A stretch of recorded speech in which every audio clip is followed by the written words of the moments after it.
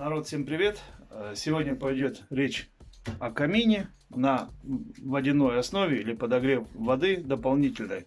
За мою эксплуатацию 6 лет хотел поделиться со своим мнением и вам решать, для каких целей вы будете его устанавливать. Итак, погнали! И началось это все с того, что мы приобрели вот такую печь. Она автоматизирована, то есть здесь устанавливается, значит, температура и все остальное. У этой печки существует вот такой вентилятор, который идет надув. И он, допустим, если температура падает там до 60 градусов, он начинает разгонять ее, и, в общем-то, как бы происходит горение. Если температура достигает 75 градусов, то вентилятор закрывается, начинается дым. То есть, чтобы понять, эта печка не прошла техосмотр. В каком смысле она не прошла техосмотр? Во-первых, при закрытом всем, значит, у нее выхлоп был 160 градусов, что совпадало, но зато у нее было дымление на 4 килопаскаль, 4000. Это превышает нормы. Если открыть поддувало, то, значит, норма по дымлению была нормальная, СО2, значит, достигала 168, что разрешено, но при этом выхлоп температуры был 960 градусов. То есть вот как-то вот так. И эта печка не прошла всего. Вот эта печка у нас на 25 киловатт. И теперь как подсчитывается, значит, система под эту печку, какие нужно ставить аккумуляторы. Аккумуляторы устанавливаются здесь вот такие вот. То есть у меня в данном случае сейчас один остался из них, из-за того, что у меня есть камин. То есть он здесь на 900 литров. Вот такой вот. И другой бак у меня стоит до горячей воды. Это 400 литров.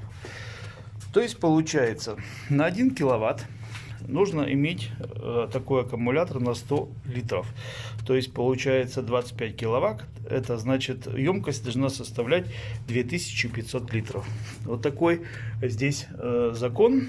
И с этим надо как-то бороться. Теперь касается того, что многие говорят, что камин разжечь, будет идти тепло в электроноситель.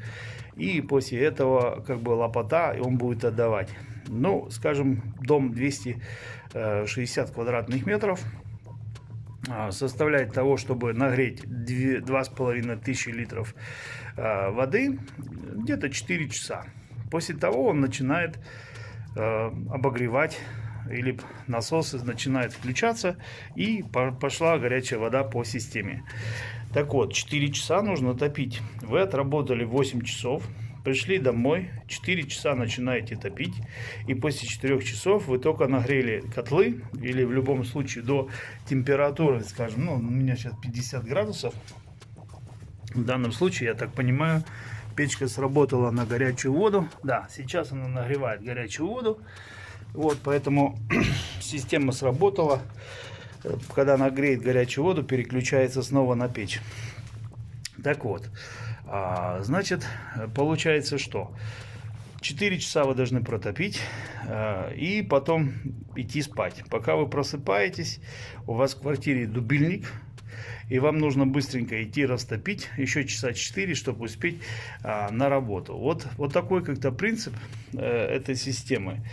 Поэтому мы отказались от этой системы и сделали как бы назад, так как мы топим на топливе дизеля. На сегодняшний день вот установлена вот такая печка, это Wolf, вот. Ну, без разницы, то есть это экологически чистая печка. Вот она стоит сейчас, температура 70 градусов, тянет туда, и температура воды 65 градусов, но она должна скоро отключиться. Выхлоп с печки, чтобы понимать, вот эта труба, она пластмассовая, полностью пластиковая. То есть выхлоп у нее составляет 55 градусов. Вот. До этого нужно дымоход санировать и, значит, пускать пластмассовую трубу, ну и, в общем, все остальные его. Чтобы понять, что она работает на дизеле, стоит вот такой фильтр. И, в общем, она работает. Но это видео не о том. Ну и что касается вот этих всех аккумуляторов, значит, было еще сделано то, что в летний период у нас установлен вот такой вот бойлер, который, значит, подогревает от 380 воду. То есть, если я печку топить не буду, значит, я могу спокойно переключить, и будет горячая вода идти, значит, от электричества. Все это прекрасно работает на сегодняшний день. Вот. Ну, что касается камина, итак, вернемся. Так, мы находимся у камина, у которого есть подсоединение, значит, подача и обратка.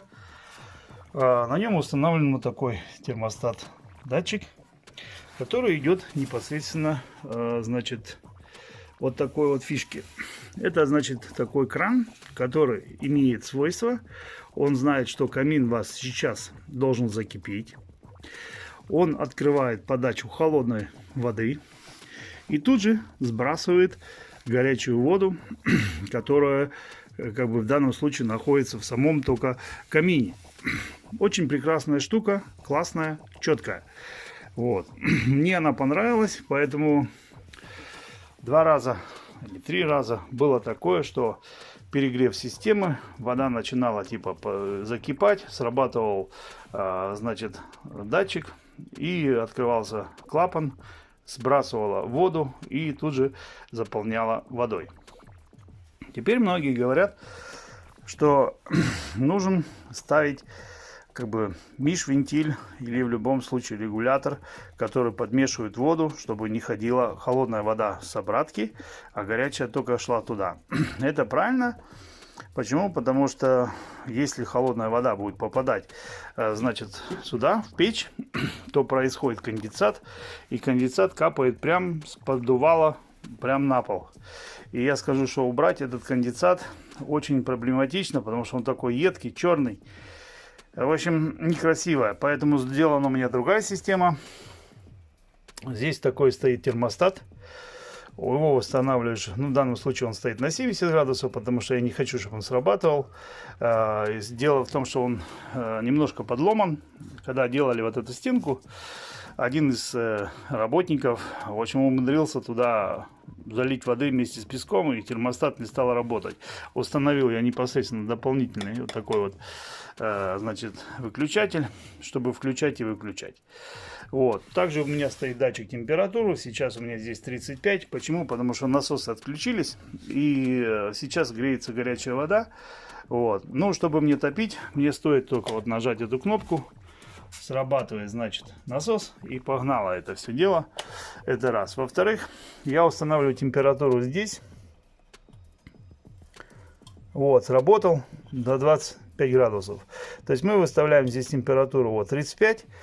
Как котел разогнался и достигла температура здесь до 35 градусов, срабатывает насос и гонит воду.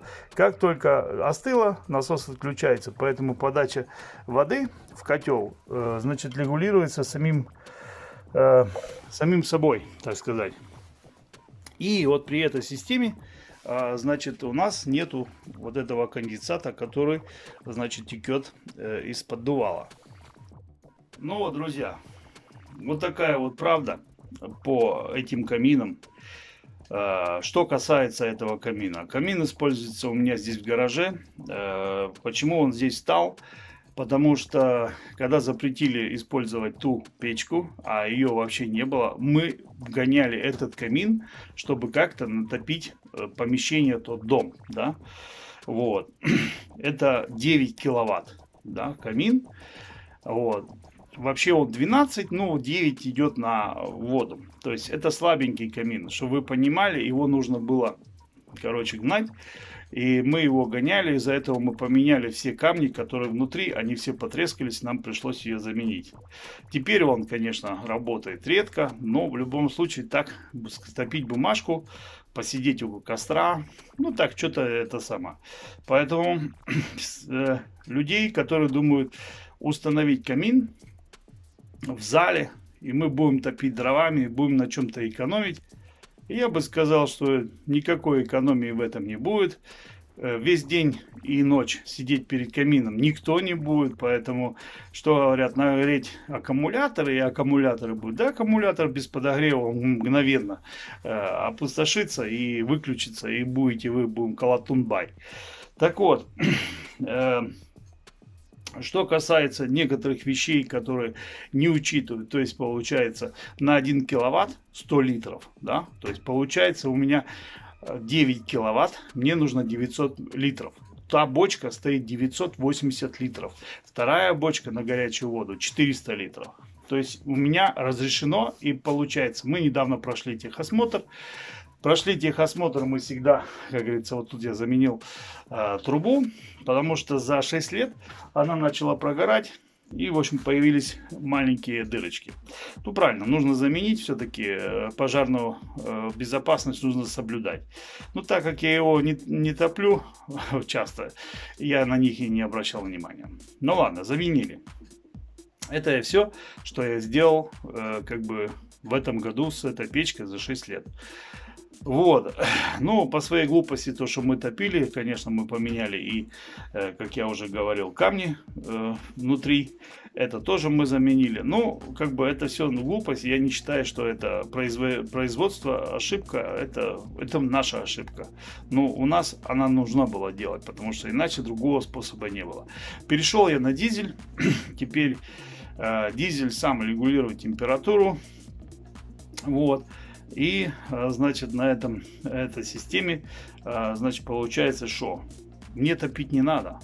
Здесь я могу подтопить, когда у меня желание есть, то есть ночью он не отапливается из-за того, чтобы сильно жарко не было, поэтому ночью есть программа с 11 часов ночи до, допустим, 4 утра, до 5 утра дизель не работает. То есть используется та система аккумуляторная. Почему 4? Потому что в 4 он начинает работать, в 5 часов я встаю и начинается, значит, топка, поэтому пока я встану, уже начинается тепло. То есть мне это как раз устраивает. То есть настроил печку под себя. Вот. Также стоит датчик температуры уличной. Если достигает уличная температура до 15 градусов, также дизель останавливается. Я ему могу сказать: подтопи мне, пожалуйста, часик второй, чтобы подогреть. А если солнце светит, то и это делать не надо.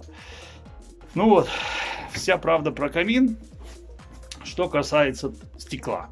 Говорит, многие говорят, что стекло, значит, дымит и все остальное. Это все зависит от дров, которым вы топите. Если вы набрали поддоны, которые были когда-то краски с какой-то химией, непонятно какое дерево, и самое важное — это влажность дерева. Если влажность дерева превышает, то есть когда-то деревья там лежали непонятно где, неизвестно какая влага, и вы ее туда пихаете, то есть получается это все садится на стекло. Ну, а что касается топить USB платами, это интересный вопрос. Вы можете протопить год, и с этим ничего не случится. Начинается для начала забиваться дымоход, то есть пропадает тяга. Но когда начинает дымоход гореть, это уже не первый пожар, когда его потушить ну просто нереально. Догорает просто весь кирпич в хлам. Но вот как-то так, думайте, чем топить, для чего вам нужен камин. Я как бы поделился своим опытом за 6 лет. Ну, надеюсь, кому-то было полезным это видео, понравилось или что. Ну, лайкос. Ну, пишите в комментариях, что вы об этом думаете. Как-то так. Всем пока.